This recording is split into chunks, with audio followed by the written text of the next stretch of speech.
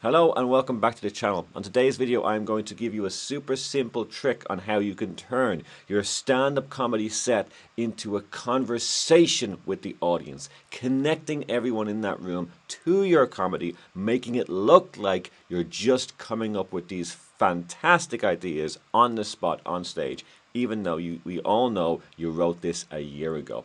So here we go. Let's get into the theory. You're going to put conversational parts in your set with the audience.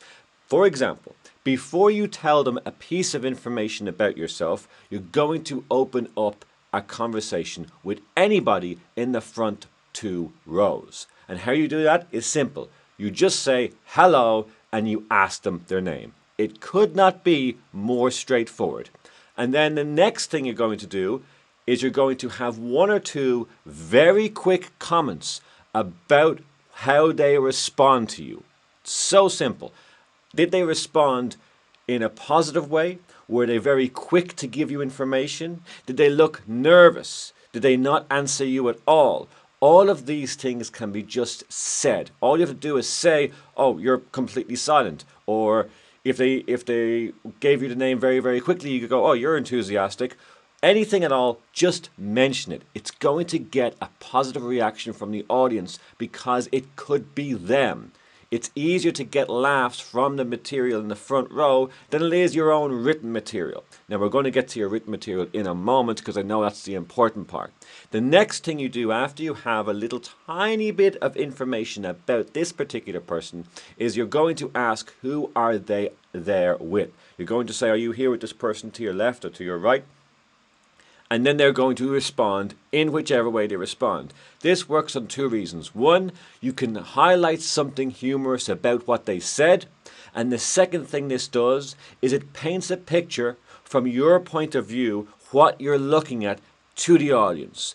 If you say, are you with this person here to the left or right, the audience now has a little picture of what you're looking at. To some degree. Obviously they don't exactly know what the person looks like unless it's a small room, in which case they do, but you're painting a picture in what you see and how you say it to the audience. That's why this description is really great. It's not good enough to say, who are you here with? You should say, are you with this lady to your right? Or whatever it is, describe the person next to them. And so you're helping the audience get on board with the personal conversation you're having. You're bringing everybody in on this conversation together. And no matter what they say, you repeat in the microphone, because not everybody in the room always hears what the person says, and you're the one with the microphone, and even if everyone does hear it, you repeat it anyway because you're the leader of the pack. The pace depends on when you want it to move forward. Okay, this is just a quick shout out to anyone who would like their performance critiqued in a positive way. This is a service I offer. If you drop down into the description box, you will see an email. You email that link, I will send you back all the information you need. If you have a 5 to 10 minute performance video in front of a live audience, I'd love to check it out, and then I will send you back a 30 to 40 minute positive critique of all the things you were doing correctly, loads of ideas of different directions you can go, and just help you out in general. All right, if that's interesting to you, get into the description box and email me. I'd love to hear from you. Okay, back to the video.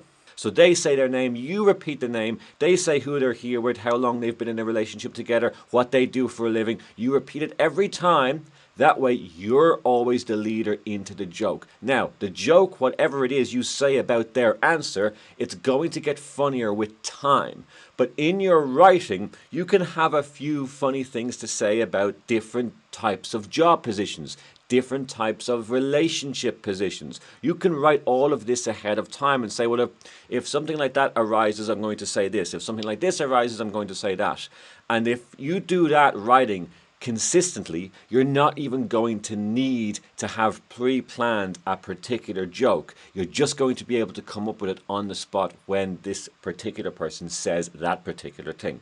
Okay, now how do we connect our written material to this conversation? It's so simple. If you say to the person, who is this here on your left or right? Are you here with this person? And then they go into relationship material. When this conversation dies out, you're going to go into your prepared relationship material, which you should have. If you're the kind of comedian that has nothing to say about a relationship, it doesn't matter if you're with someone or not with someone, you should have something to say on the topic of relationship because it's immediate, it connects everyone together, and everybody has opinions on it. Too many opinions on it for you not to be voicing yours and getting laughs off it. It's a very easy place to be. You should be writing it. So here's where you're going to go into your relationship material.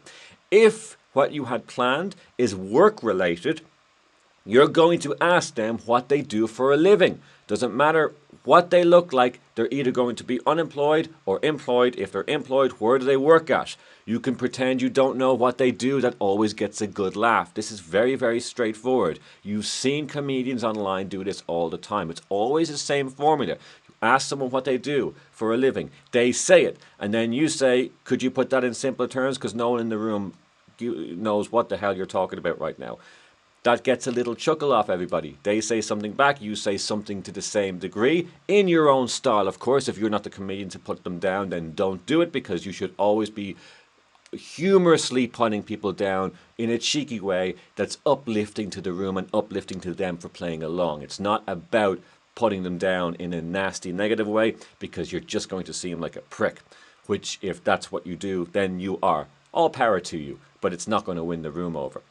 And so if it's about hobbies you want to talk about, obviously all you're going to do is mention, well, what do you like to do in your spare time? And when they say their hobbies, you're going to go into your hobby material after talking to them. It could not be more straightforward. The only thing you need to do is do not do two pieces of topic to one person. If anything, you should touch off as many people as possible and then go into your written material. So perhaps you can say what it is they do for a living. They say it, and you might even go, is there anyone else here who works in the same thing? And then if someone else says something, oh yeah, cool, what do you do? And then you could maybe connect in a humorous way to two people. Do you guys know each other, or do you help him out with that kind of thing? You can kind of have a little bit of play off the two people. If no one else mentions anything, you can pick someone else at random saying, you look interesting, what do you do for a living? Now we're all around the idea of work-related things, and you're having humorous things to say about people's interaction. And then when the time is right, depending on when you see fit, you can go into your prepared bit. And this way, you don't need to get through loads of material that you've pre-planned. You just get to do the best bit of your material when the time is right, after already winning over the audience by just simply chatting to them, making it all conversational, and that way your style of comedy becomes conversational. It could not be more straightforward.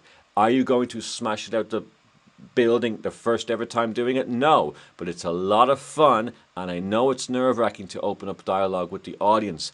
But after the third or fourth time of doing this, you're going to have a little bit of hunger to do it again, because it's so straightforward, so easy, and it feels great to get a laugh from the room without sacrificing any of our material. And when the time is right and we've won them over correctly, then we hit them with our material.